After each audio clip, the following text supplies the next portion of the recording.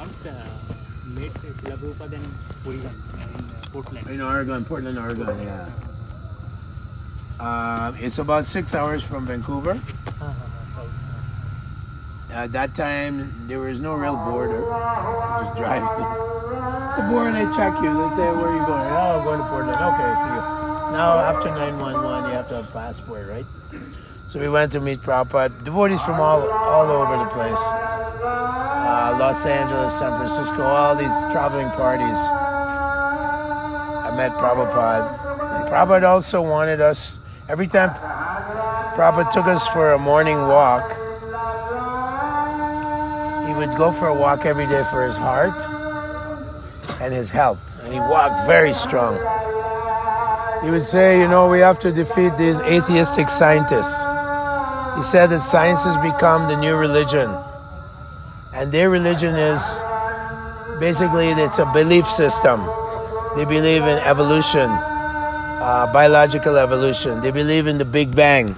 There was a big explosion, the universe cooled down, and then you got all these planets, all working in a very specific ellipse, right? Orbits. Everything is fine-tuned. He said, how is it possible from an explosion? So he told us we should preach against the scientists. And he formed a department called Bhaktivedanta Institute. And he asked us to go on university campuses and preach against the atheism. In many universities in the West, it's very difficult to preach religion. They say, oh no, we don't accept religion. We're secular. We accept Darwin. Prabhupada said, two great enemies of the world, Charles Darwin and Karl Marx. He said it. And now, of course, because they have drilled down into the cell and discovered the cell is not just like a plasma, it's a factory. It's full of moving parts and machines. There's information content there which instructs the cell how to make protein molecules and carbohydrate molecules. They don't know how to make an enzyme. They have no idea. Although they say, oh, life came from chemicals. Prabhupada said, challenge them. He said, I'll give you a body, just died a second ago. You have all the chemicals. Why don't you bring it back to life? And so many of our science devotees, we went and made friends with Nobel Award winners like George Wald and John Eccles. He's a Nobel Award winner for the brain. Because they say, oh, the brain produces life. You say, no, like someone gets in a car accident, he goes in a coma. Brain is dead, still alive, right? So it comes from the soul. So so many of these big scholars, Eugene Wigner, famous physicist, David Bohm, famous quantum mechanics, these guys, John Eccles, he developed laser and maser. He invented laser maser. All these guys now studying Bhagavad Gita. They know science so well, they realize there's no way an explosion can produce this. The cosmos.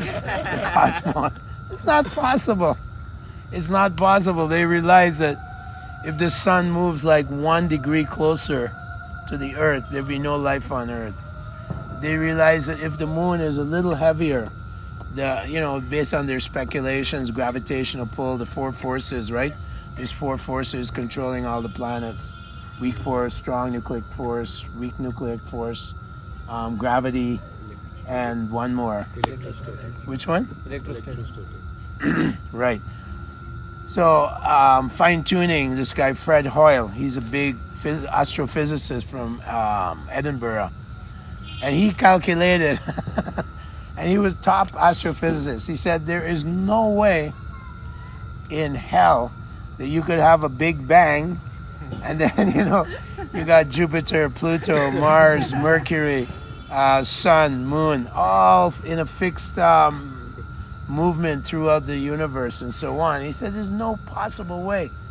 And then this guy Hubble, who developed the telescope, discovered so many things. And so because he said that publicly, He was kicked out of the academic community. They threw him out. If you say anything against our religion, you will be punished, and they punished him. So when these big scholars, there's a big scientist in Rice University in Houston, and he believes in God. He's the top chemist in the world. He produces nanomachines that can cure cancer.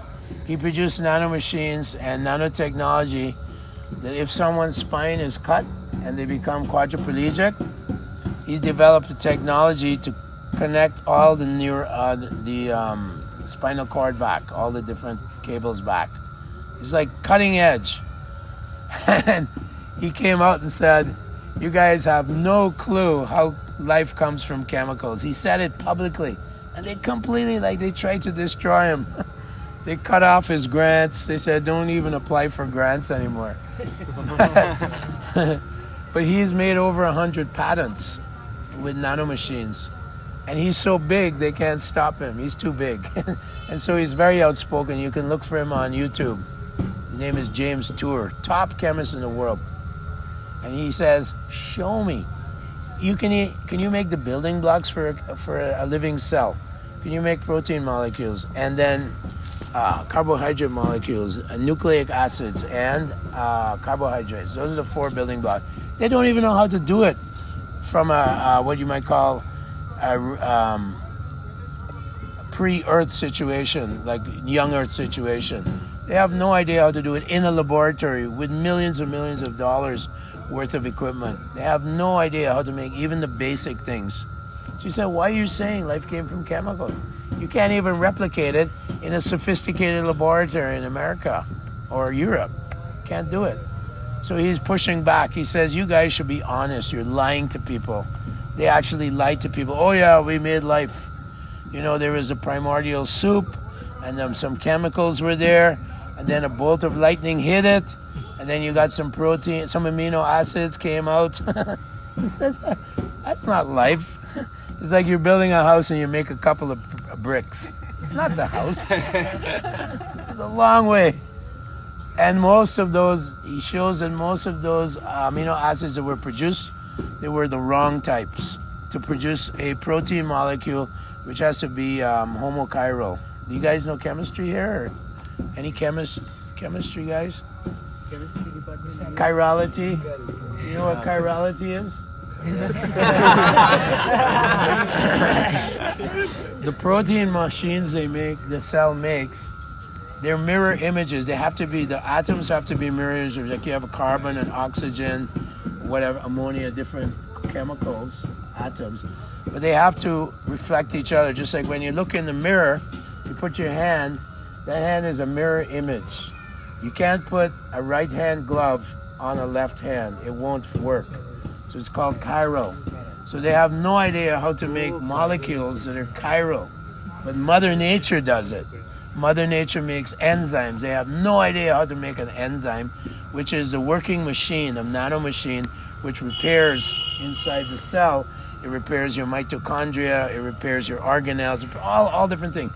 The cell, the DNA instructs the cell how to make, just like in a factory you have conveyor machines. So you need a piston, and it transports the piston over to where the engine's being made.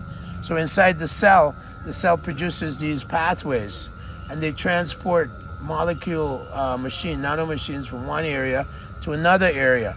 And once that assignment is finished, the cell produces another enzyme which chops up the tubules. They're called tubules. Why? Because if the tubules were left, the cell would become too rigid and it would explode and die.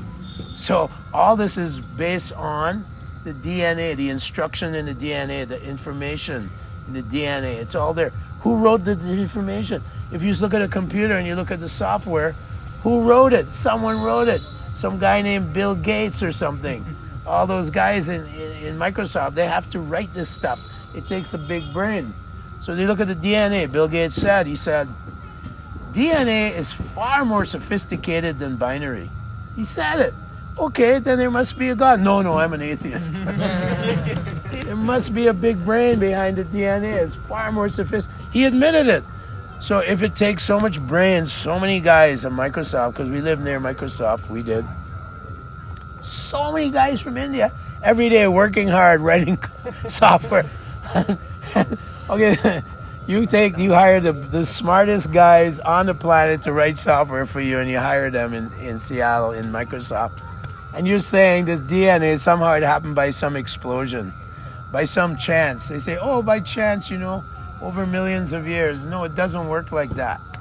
If you make a carbohydrate, the carbohydrates is what the spine is on the DNA. It holds up all the nucleic acids on the DNA. And that is the spine. And carbohydrates are very, what they call kinetic. They will start grabbing stuff like carbon, oxygen, and they turn into junk called caramelization, right? They just turn into junk. So, oh no, millions of years, Yeah, but in like 2 weeks, if you leave a carbohydrate, you take it out of your freezer. Say you did, you could synthesize a carbohydrate. If you did, take it out of the freezer, it starts, grabbing onto stuff, and it turns into what they call garbage, and you throw it in the garbage can. So they say just in time means you have to have these things right at the time to connect with other molecules to form different nanomachines inside the cell, different working machines that's going on in the cell, right? And the cell repairs itself too. So, do you have a car? Can you make a car that repairs itself? Show me. You need a mechanic, a guy with a brain. Anyway, we keep showing them and exposing them, and they don't like us. Like, I've been banned from many even Concordia. They tried to ban me from his university in Canada. No religion. No. We believe in atheism. It's a religion in itself. It's a belief system. And what they call the epistemology, or why do I believe what I believe, is we only accept as realities those things we can detect with our microscopes and telescopes, and with our external senses. But Niels Bohr, he introduced the soul because he believed in the soul. So quantum mechanics kind of opened up the door for non-material, what they call existential existence or subjectivity. That Niels Bohr said that in the experiment, when I'm doing an experiment and I apply quantum mathematics, the subject, if he asks a certain question, he gets a particle answer. And if he asks another question, another form, he gets a wave answer. So what is matter? Is it a particle or a wave? It's a wavicle. It's called non-determinism, or uncertainty theory by Heisenberg. So these guys kind of open up the door. Niels Bohr actually believes in the soul from Chinese philosophy of Taoism. And they kind of opened the door to what Prabhupada called antimatter. So antimatter basically is the soul, not matter. And it's a philosophy coming out of like Buddhism. Shankaracharya talked about, neti, you're not the material, you're not matter. What are you? Something. I'm the soul. And Gauranga Mahaprabhu introduced, the super soul is also there. So now there are a lot of people, they're writing books, big scientists and so write books like The Tao of Physics, famous book by Fritjof Capra, Zen and the Art of Motorcycle Manufacturing. These books are like trying to show, and a lot of them, like Carl Sagan, he's a big astrophysicist, you heard of him? Cosmologist? Yeah. He studied Hinduism. He said, wow, it's so strange that the Hindu cosmology is so accurate to what our findings are in our telescopes. Oh, but it's just a coincidence. No, it's not a coincidence. And then he talks about Brahma and Shiva and all the cosmology of Hinduism. He talks about it. He said, but it's, it's mythology. Because if he doesn't say that, he loses grants and his money. But slowly people are gradually, questioning the going paradigm, which is basically empiricism. Seeing is believing, a reductionism. We can reduce reality down to atoms and particles and subatomic particles, and that's all there is, right? It's called reductionism. And positivism is we can identify all reality with our telescopes and microscopes, electronic microscopes. So that is basically materialism. They call it naturalism, materialism. Basically, it's atheism. There's no God. We don't want God. We don't like God. You know, we don't need God. We're fine. No, you're not. The crime rate in America is crazy. Ask these guys here. Fernando and Guranga. It's crazy. People murder each other all the time. People murder their own families. Everyone has guns over there. The crime rate's so high. Even in Chicago, the chief of police met Prabhupada. Prabhupada, Swami, how can we stop crime? Crime is huge in America. Every day in Detroit, Philadelphia, all these places, drugs, murder going on every day. Turn back, please. Turn back. And so the chief of police, he asked Prabhupada, when Prabhupada was in Chicago, came to meet Prabhupada. Prabhupada said, okay, you're the mayor, you give me a big warehouse and empty it out. And every day, we will supply prasadam and chanting of Hare Krishna, and all the criminals will become devotees. He told he said that to the mayor, chief of police. And he said, it's so simple, I can't believe it. He said, no, you just give it to us, give us facility. In Detroit, where our Detroit temple is, it had turned into what they call a ghetto, where African Americans are pushed into the ghetto, and there are lots of crime there. It used to be a very wealthy area, but then all the people left because all the African Americans moved in, and they don't have jobs, and they get into drugs and crime. They were pushed down, you know.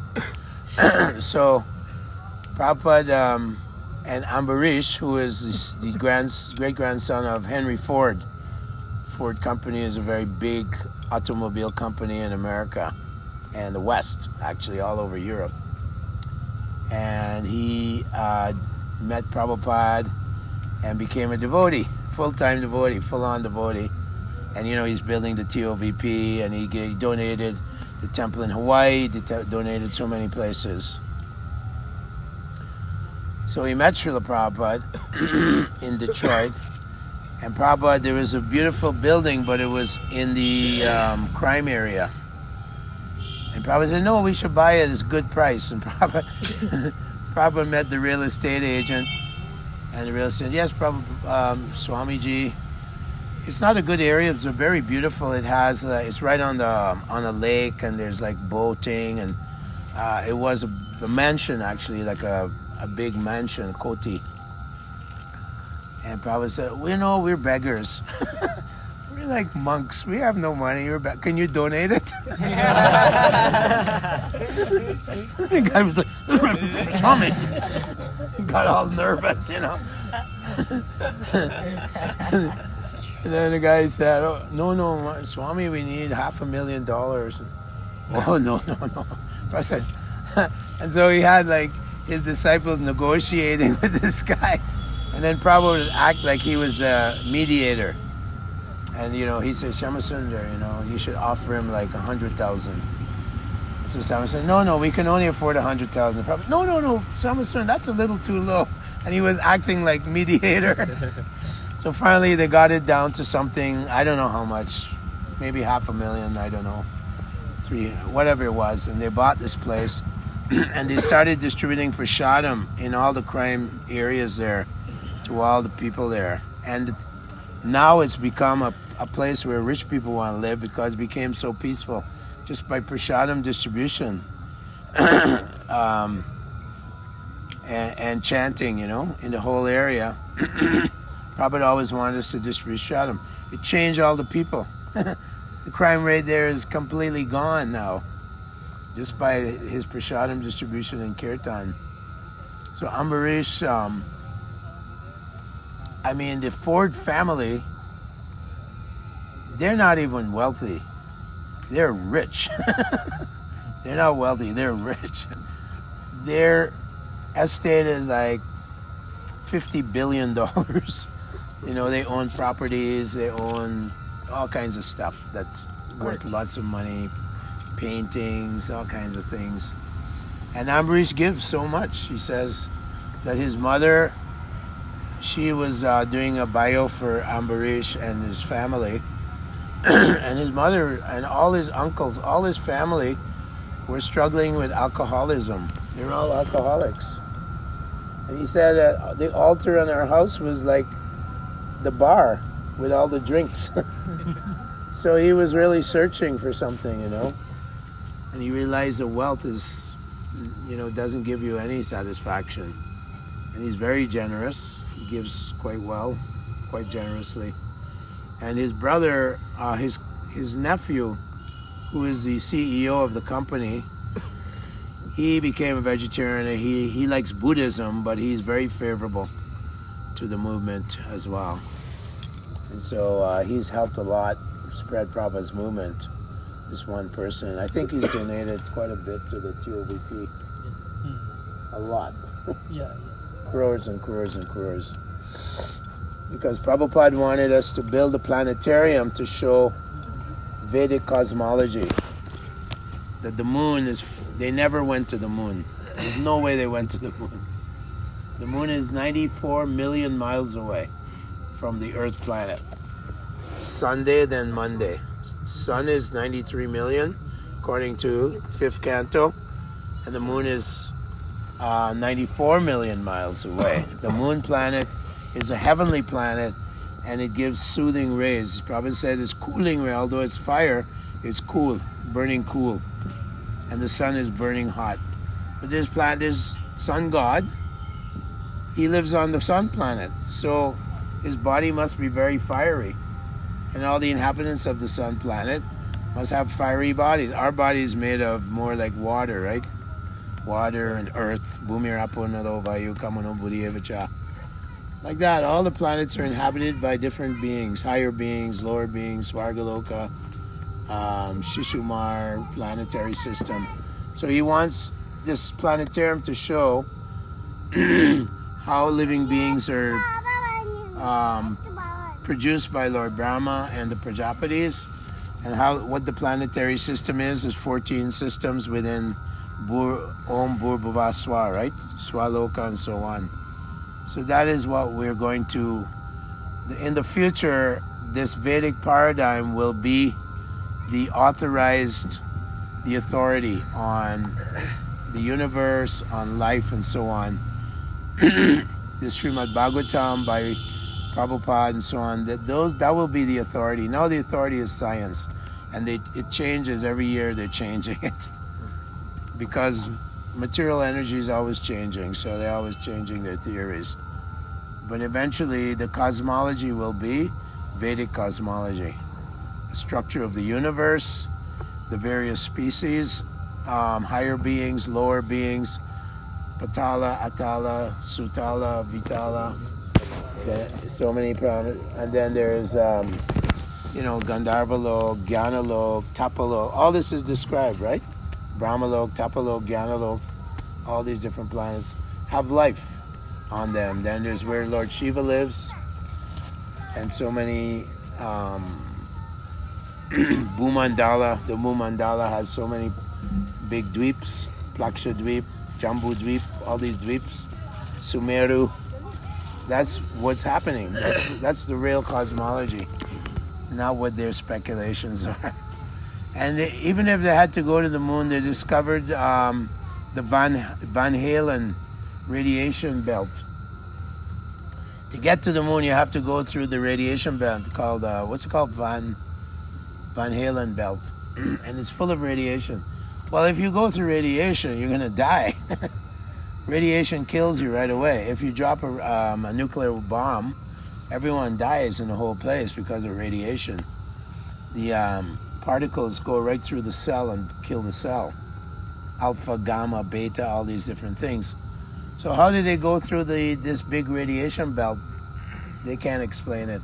Oh, we went really quickly through it. Okay. Yeah, so it's pure lies, pure lies. There may be some planets around. Prabhupada said there might be a planet like a inauspicious planet like Rahu or Ketu, then maybe they're going there, you know. But they're not going to the moon. Nah, it's too far. Okay. Hare Krishna, any questions? Time to go, so. So we thank Prabhuji for his valuable association. So I was just continuously hearing the nectar and we didn't see that time already is 8. What time is it?